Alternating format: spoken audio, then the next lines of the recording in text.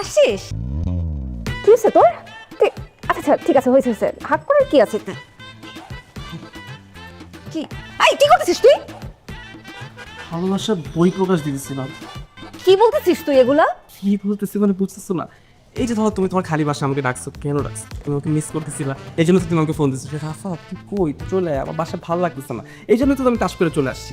আর দেখ, এটা খুব নর্মাল একটা বিষয়। ধরো যখন বয়ফ্রেন্ডের বাসা ফাঁকা থাকে তখন গার্লফ্রেন্ড চলে আসে, যখন গার্লফ্রেন্ডের বাসা ফাঁকা থাকে তখন বয়ফ্রেন্ড চলে আসে। ওরা ধরো আসে থাকে, এরপর চিল। দাঁড়া দাঁড়া দাঁড়া, কি উল্টাপাল্টা বলতেছিস তুই? তোর মাথা মুথা গেছে? মেয়ে মানুষ ঢং করে। জনি ভাই মানে এটাও বলছে যে দেখ, শুরুতে তুই যখন ভালোবাসার কথা বলবি তখন কিন্তু একটু ঢং করবি, তো ঢংটা তুই মাইনে দিস। এই একান্ত জনিটাকে? একান্ত জনি ভাই আমার খুব ক্লোজ এক বড় ভাই, উনি একাধারে কবি, সাংবাদিক থেকে এবং লাভ গুরু। ওনার ধরো অনেক লাভের এক্সপিরিয়েন্স আছে, যদিও সবগুলো লাভই ফেল করছে, কিন্তু উনি আসলে আমাকে বলছে, মানে বেসিক্যালি আমি ওনাকে বলছিলাম যে আমি আসলে তোমাকে পছন্দ করি এগুলো। পর সে আমাকে বুদ্ধিগুলো দিচ্ছে যে তুই যাবি, গিয়ে হচ্ছে ফার্স্টে হাক করবি, কিছু বুঝে ওঠার আগেই চুমা, যদি চুমাটা দিতে পারি নাই, তো সেই আর কি সব আমাকে প্ল্যানিংগুলো বলছে। একটা থাপ্পড় দিব তোকে আমি।